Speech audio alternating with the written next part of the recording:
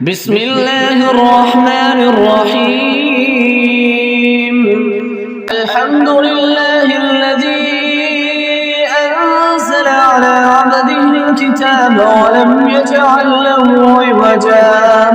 قيما لينذر بأسا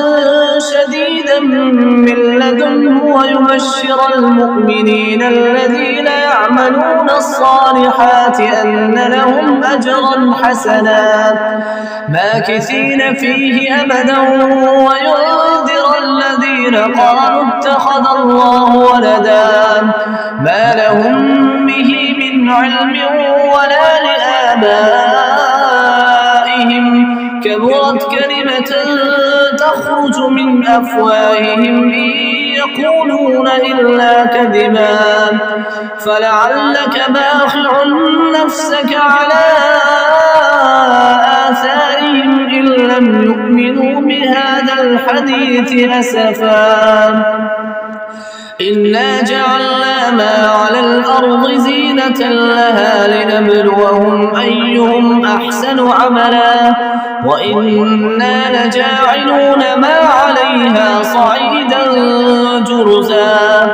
أم حسبت أن أصحاب الكهف والرقيم كانوا من آياتنا عجبا إذ أوى الفتية إلى الكهف فقالوا ربنا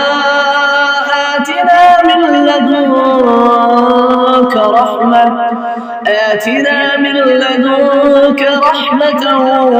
وهيئ لنا من أمرنا رشدا فضربنا على آذانهم في الكهف سنين عددا ثم بعثناهم لنعلم أي الحزبين أحصى لما لبثوا أبدا نحن نقص عليك نبأهم بالحق إنهم فتية آمنوا بربهم وزدناهم هدى وربطنا على قلوبهم إذ قاموا فقالوا ربنا رب السماوات والأرض لن ندعو من دونه إلها لقد قلنا شططا هؤلاء قوم اتخذوا من دونه آلهة لولا يأتون عليهم بسلطان بين فمن أظلم ممن افترى على الله كذبا وإذ اعتزلتموهم وما يعبدون إلا الله فأووا إلى الكهف ينشر لكم ربكم من رحمته ويهيئ لكم من أمركم مرفقا وترى الشمس إذا طلعت تزاور عن كهفهم ذات اليمين وإذا غربت تقرضهم ذات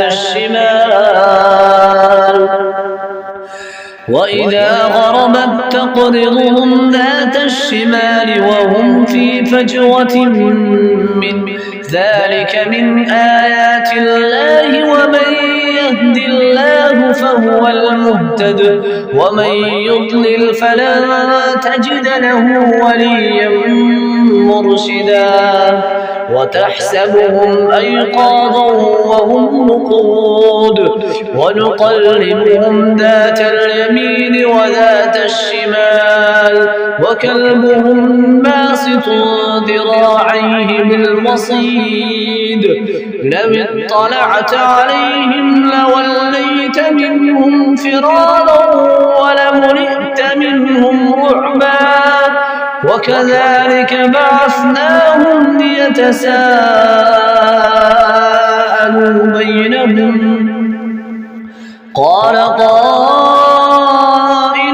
منهم كم لبثتم قالوا لبثنا يوما أو بعض يوم قالوا ربكم أعلم بما لبثتم فابعثوا أحدكم بورقكم هذه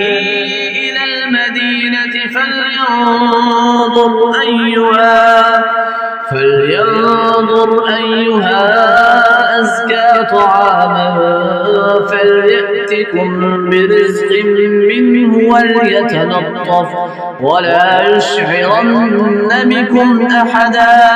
إنهم إن يظهروا عليكم يرجموكم أو يعيدوكم في ملتكم ولن تفلحوا إذا أبدا وكذلك أعثرنا عليهم ليعلموا أن وعد الله حق وأن الساعة لا ريب فيها إذ يتنازعون بينهم أمرهم فقالوا ابنوا عليهم بنيانا ربهم أعلم بهم قال الذين غلبوا على أمرهم لنتخذن عليهم مسجدا سيقولون ثلاثة رابعهم كلبهم ويقولون خمسة سادسهم كلبهم رجما بالغيب ويقولون سبعة وثامنهم كلبهم قل ربي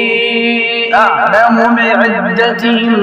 ما يعلمهم إلا قليل فلا تمار فيهم إلا مراء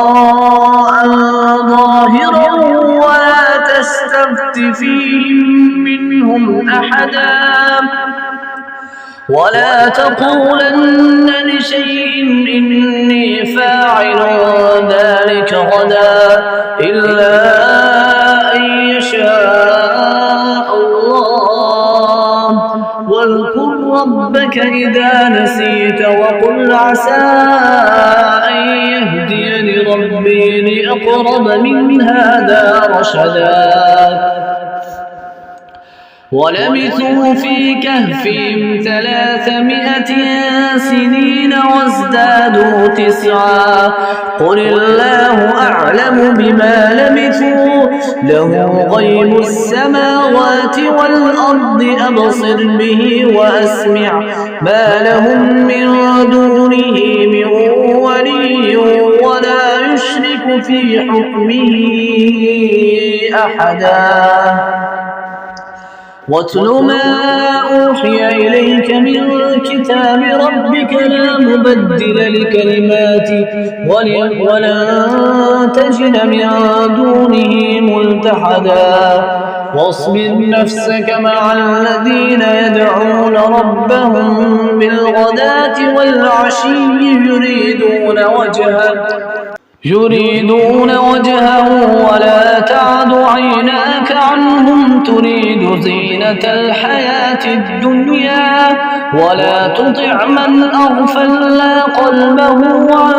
ذكرنا واتبع هواه وكان أمره فرطا وقل الحق من ربكم فمن شاء فليؤمن ومن شاء فليكفر إنا أعتدنا للظالمين نارا أحاط بهم سرادقها وإن يستغيثوا يغاثوا بماء كالمهل يشوي الوجوه بئس الشراب وساءت مرتفقا إن الذين آمنوا وعملوا الصالحات إنا لا نضيع أجر من أحسن عملا أولئك لهم جنات عدن تجري من تحتهم الأنهار يحلون فيها من أسامر من ذهب ويلبسون ثيابا خضرا من سندس واستبرق متكئين فيها على الأرائك نعم الثواب وحسنت مرتفقا. واضرب لهم مثل الرجلين جعلنا لأحدهما جنتين من أعناب وحففناهما بنخل وجعلنا بينهما زرعا كلتا الجنتين آتت أكلها ولم تظلم منه شيئا وفجرنا خلالهما نهرا وكان له ثمر فقال لصاحبه وهو يحاوره أنا أكثر منك مالا وأعز نفرا ودخل جنته وهو ظالم لنفسه قال ما أظن أن تبيد هذه أبدا وما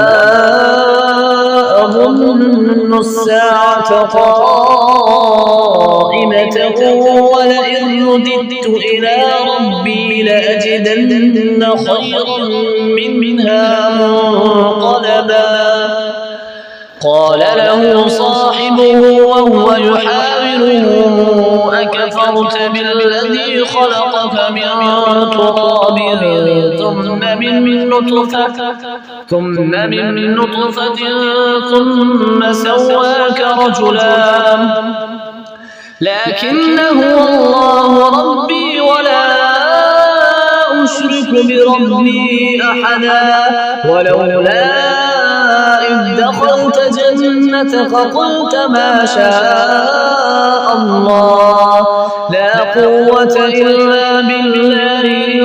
ترني أنا أقل منك مالا وولدا فعسى ربي أن يؤتيني خيرا من جنتك ويرسل عليها حسبانا من السماء فتصبح صعيدا زلقا أو يصبح ماؤها غورا فلا تستطيع له طلبا وأحيط بثمره فأصبح يقلب كفيه على ما أنفق فيها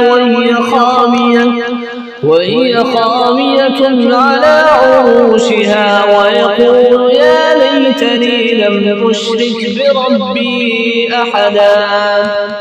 ولم تكن له فئة ينصرونه من دون الله وما كان منتصرا هنالك الولاية لله الحق هو خير ثوابا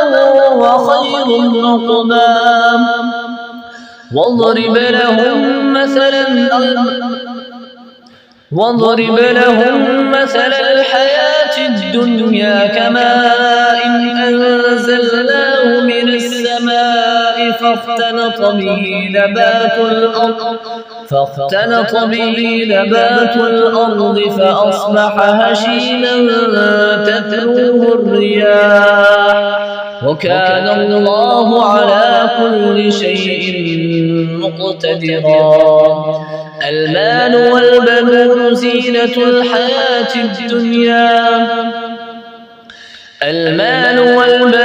زينة الحياة الدنيا والباقيات الصالحات خير عند ربك ثوابا وخير أملا. ويوم نسير الجبال وترى الأرض بارزة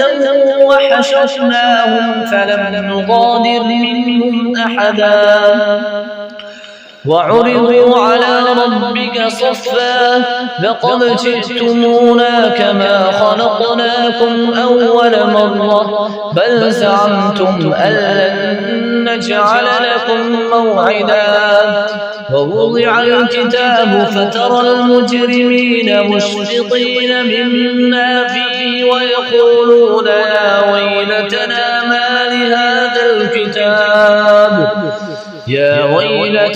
ما لهذا الكتاب لا يغادر صغيرة ولا كبيرة إلا أحصاها ووجدوا ما عملوا حاضرا ولا يظلم ربك أحدا وإذ قلنا للملائكة اسجدوا لآدم فسجدوا إلا إبليس كان من الجن ففسق عن أمر ربه أفتتخذونه وذريته أولياء من دوني وهم لكم عدو بئس للظالمين بدلا ما أشهدتهم خلق السماوات والأرض ولا خلق أنفسهم وما كنت متخذ المضلين عضدا ويوم يقول نادوا شركائي الذين زعمتم فدعوهم فلم يستجيبوا لهم وجعلنا بينهم موبقا ورأى المجرمون النار فظنوا أنهم مواقعوها ولم يجدوا عنها مصرفا ولقد صرفنا في هذا القرآن للناس من كل مثل وكان الإنسان أكثر شيء جدلا وما منع الناس أن يؤمنوا إذ جاءهم الهدى ويستغفروا ربهم إلا أن تأتيهم سنة الأولين أو يأتيهم العذاب قبلا وما نرسل المرسلين إلا مبشرين ومنذرين ويجادل الذين كفروا بالباطل ليدحضوا به الحق واتخذوا آياتي وما أنذروا هزوا ومن أظلم ممن ذكر بآيات ربه فأعرض عنها ونسي ما قدمت يداه إنا جعلنا على قلوبهم أكنة أن يفقهوا وفي آذانهم وقرا وإن تدعوهم إلى الهدى فلن يهتدوا إذا أبدا وربك الغفور ذو الرحمة لو يؤاخذهم بما كسبوا لعجل لهم العذاب بل لهم موعد لن يجدوا من دونه موئلا وتلك القرى أهلكناهم لما ظلموا وجعلنا لمهلكهم موعدا وإذ قال موسى لفتاه لا أبرح حتى أبلغ مجمع البحرين أو أمضي حقبا فلما بلغا مجمع بينهما نسيا حوتهما فاتخذ سبيله في البحر سربا فلما جاوزا قال لفتاه آتنا غداءنا لقد لقينا من سفرنا هذا نصبا قال أرأيت إذ أوينا إلى الصخرة فإني نسيت الحوت وما أنسانيه إلا الشيطان أن أذكره واتخذ سبيله في البحر عجبا قال ذلك ما كنا نبغي فارتدا على آثارهما قصصا فوجدا عبدا من عبادنا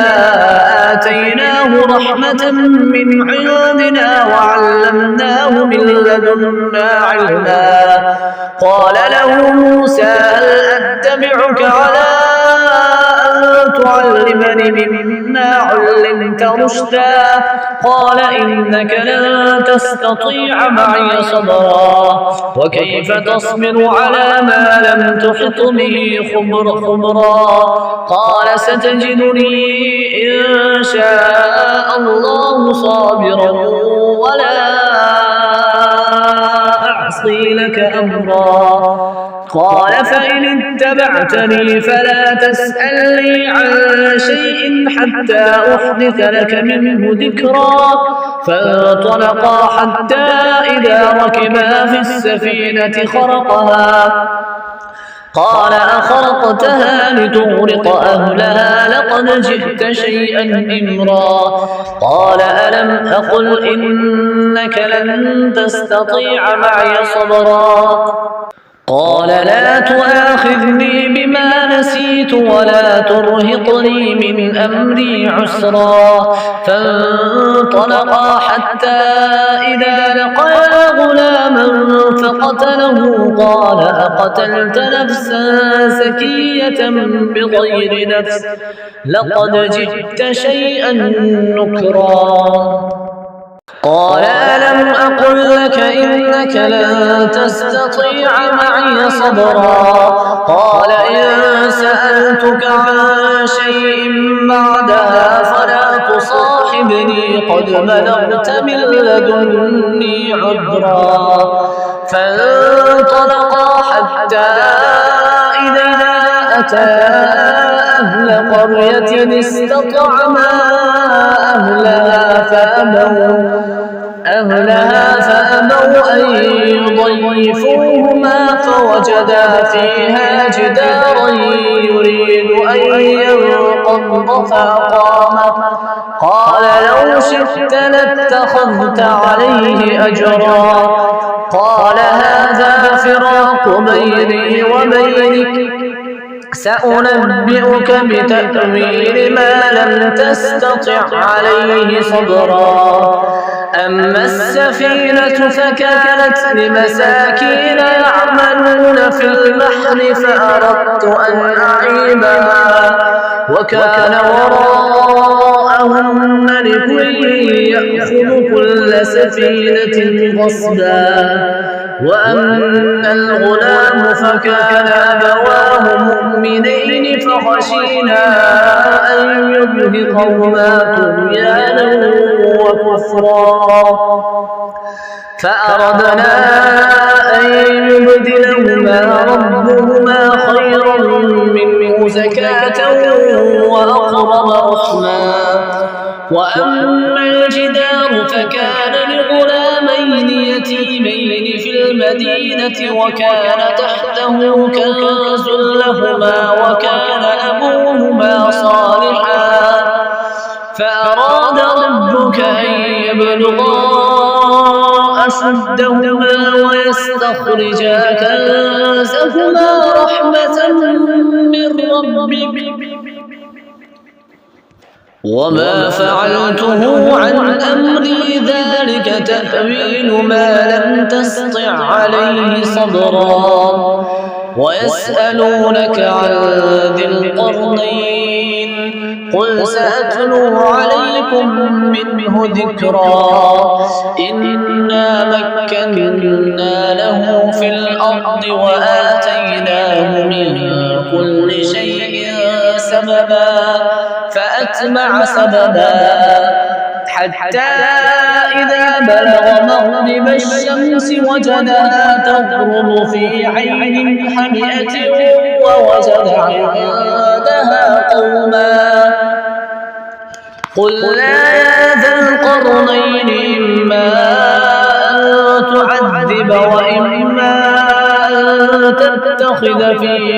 الحسنى. قال أما من ظلم فسوف نعذبه ثم يرد إلى ربه فيعذبه عذابا نكرا. وأما من آمن وعمل صالحا فله جزاء الحسنى وسنقول له من أمرنا يسرا. ثم أتبع سببا حتى إذا بلغ مطلع الشمس وجدها تطلع على قوم لم نجعل لهم من دونها سترا. كذلك وقد أحطنا بما لديه خبرا. ثم أتبع سببا حتى إذا بلغ بين السدين وجد من دونهما قوما لا يكادون يفقهون قولا. قالوا يا ذا القرنين إن يأجوج ومأجوج مفسدون في الأرض فهل نجعل لك خرجا على أن تجعل بيننا وبينهم سدا.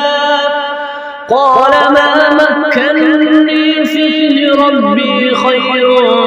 فأعينوني بقوة أجعل بينكم وبينهم ردما. آتوني زبر الحديد حتى إذا ساوى بين الصدفين قال انفخوا حتى إذا جعله نارا قال آتوني أفرغ عليه قطرا. فما استطاعوا أن يظهروا وما استطاعوا له نقبا. قال هذا رحمة من ربي فإذا جاء وعد ربي جعله دكا وكان وعد ربي حقا. وتركنا بعضهم يومئذ يموج في بعض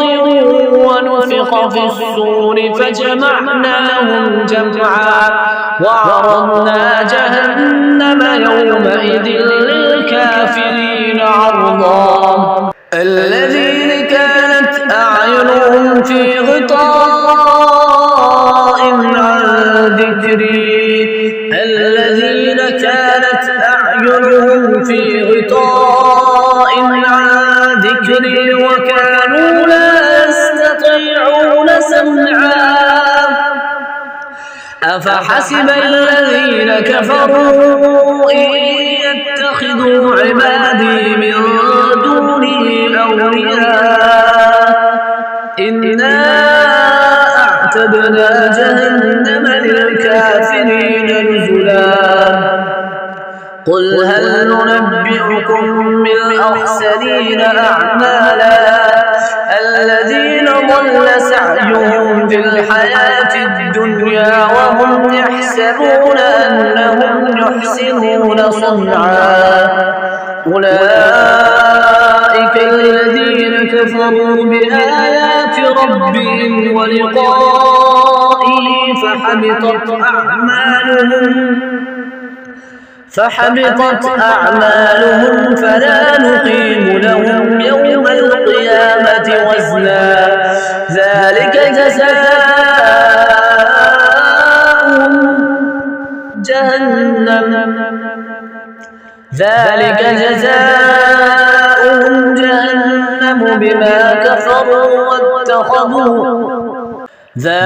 جزاؤهم جهنم بما كفروا واتخذوا آياتي ورسلي هزوا. إن الذين آمنوا وعملوا الصالحات كانت لهم جنات الفردوس نزلا خالدين فيها لا يبغون عنها حولا. قل لو كان البحر مدادا لكلمات ربي لنفد البحر قبل أن تنفد كلمات ربي أن تنفذ كلمات ربي ولو جئنا بمثله مددا قل إنما أنا بشر مثلكم يوحى إلي أنما إلهكم إله واحد فمن كان يرجو لقاء ربه فليعمل عملا صالحا ولا يشرك بعبادة ربه أحدا. صدق الله العظيم.